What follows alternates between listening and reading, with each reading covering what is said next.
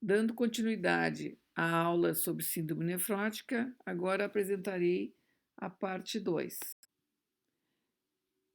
Na parte 2, nós vamos falar sobre complicações e tratamento.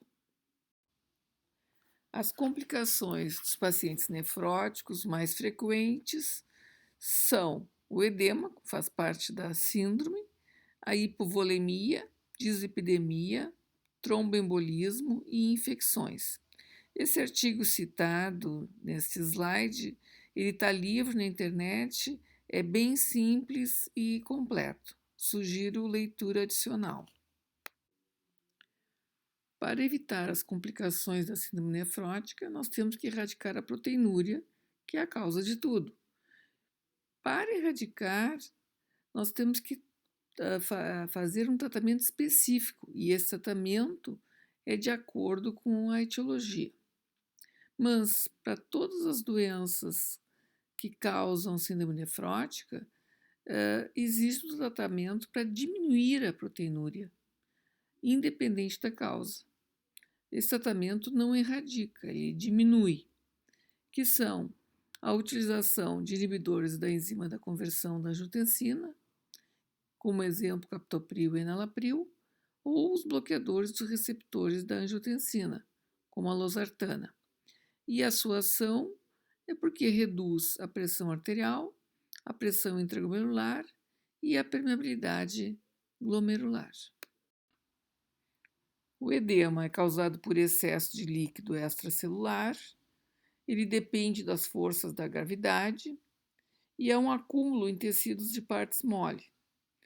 Os locais mais frequentes do edema é a periorbital, em membros inferiores, edemas nos genitais e a formação de ascite. Vocês vejam 3 crianças na foto com ascite e também derrame pleural.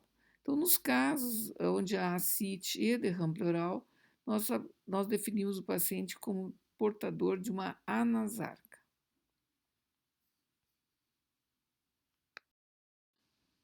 Os mecanismos para a formação do edema são bastante complexos, mas eu vou me ater ao básico e até hoje nós consideramos 2 mecanismos para a formação do edema.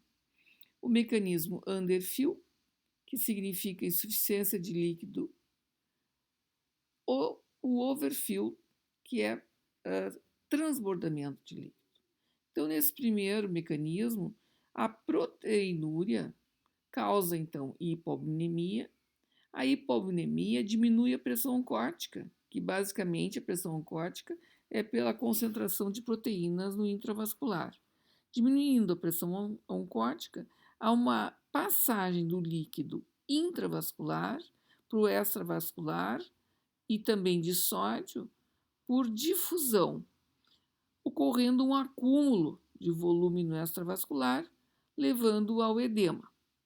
A diminuição da pressão oncórtica vai levar a uma diminuição do volume intravascular, que estimula a produção de renina-angiotensina, que estimula a produção da aldosterona e, consequente, aumento do hormônio antidiurético. Todos esses mecanismos vão estimular a retenção de água e sódio, levando ao edema. Num segundo momento, onde já há um equilíbrio entre a pressão hidrostática intravascular e com uma diminuição da filtração glomerular, há retenção de água e sódio e há um aumento do volume plasmático, aumenta a pressão hidrostática intracapilar e há um extravasamento de fluido para o espaço intersticial, também aumentando o edema. Com relação ao tratamento do edema, primeira coisa, a dieta. A dieta tem que ser com restrição de sal, que o sal é determinante na formação do edema. Há muitas décadas, pensava-se que uma dieta deveria ser hiperproteica na tentativa de aumentar a albumina plasmática. Mas o que se viu é que quanto mais proteína o indivíduo come, mais ele perde de proteinúria, e a proteinúria você sabe que causa lesão túbulo-intersticial. Então, a dieta é normoproteica, em geral em crianças, ou até hipoproteica, que diminui a proteinúria. E os líquidos deve-se recomendar não excesso de líquidos, não retirar o líquido, não dar pouco líquido, mas falar com o paciente para ele beber de acordo com a sua sede e evitar o uso de refrigerantes, sucos e etc. Tomar água se sede e tomar um pouco de leite no seu café, na sua alimentação. Com relação ao uso de diuréticos, vocês sabem que os diuréticos são substâncias catiônicas e eles têm pequeno peso molecular e que após eles atingirem a corrente sanguínea, eles ligam-se à albumina.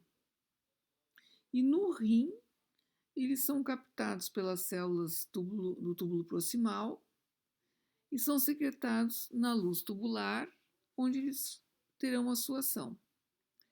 Na síndrome nefrótica, então, em decorrência da hipoalbuminemia, parte do diurético que atinge a corrente circulatória, ele não se liga à albumina e ele difunde-se no intestício e perde a sua ação. Além disso, na luz tubular, o diurético pode se ligar à albumina, o que inibe a sua ação. Então, por esses motivos, essas substâncias ela tem uma menor ação no paciente com síndrome nefrótica. Assim, é preferível que se administre diurético em altas doses de uma única vez, comparado a pequenas doses várias vezes ao dia. Então, o paciente que tem edema, para usar diurético, ele não pode estar hipovolêmico, porque não tem sentido. Então, para nós usarmos o diurético, a albumina dele deve estar pelo menos maior do que 1,9. O paciente deve estar normotenso ou hipertenso.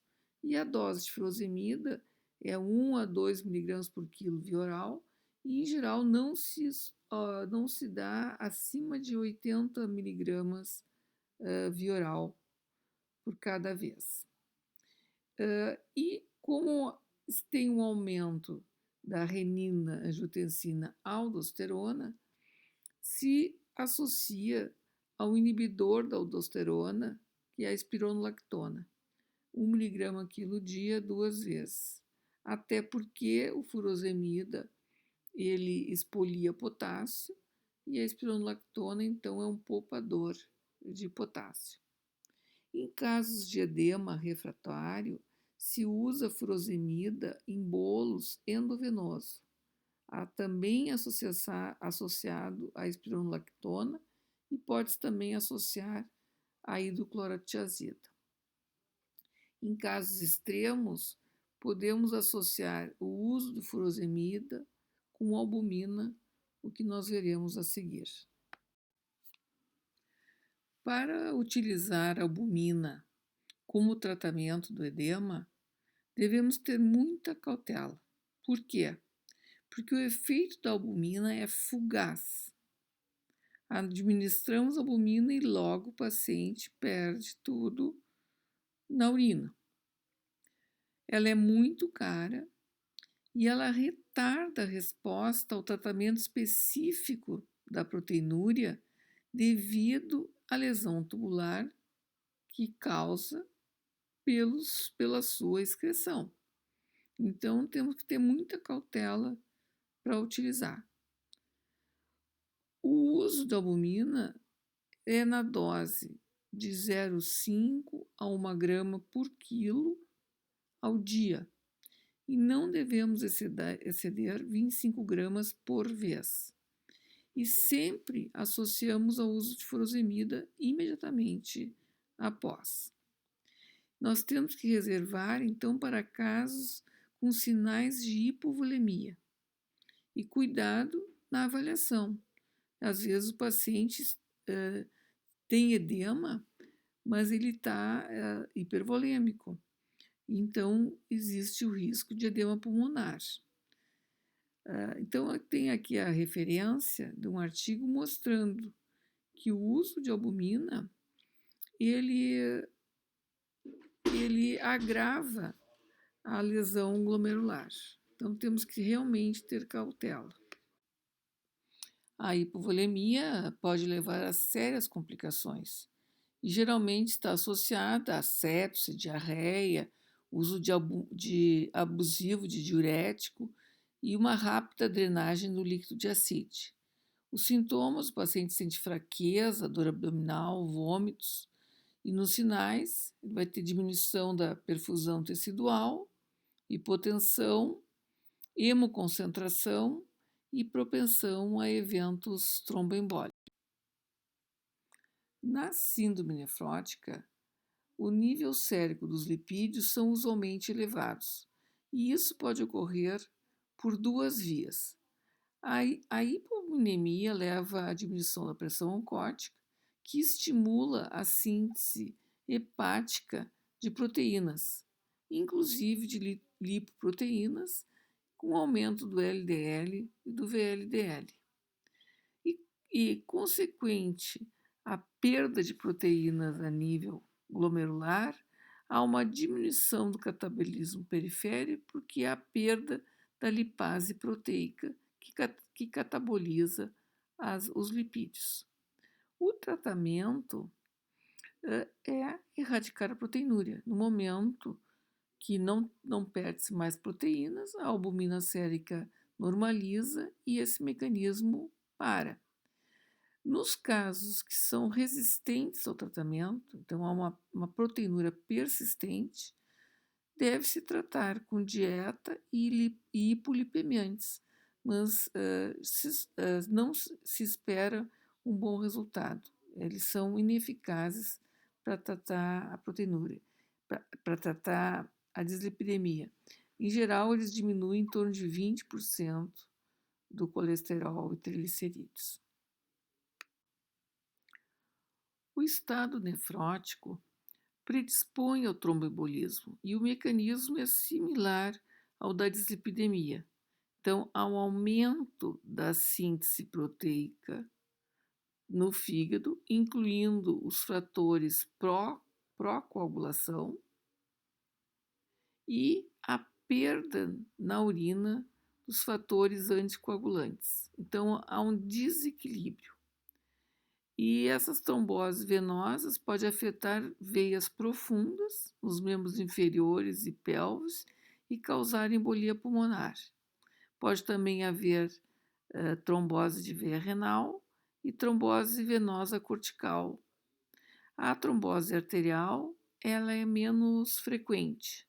Aqui nós vemos um exemplo de embolia pulmonar e de trombose de veia renal.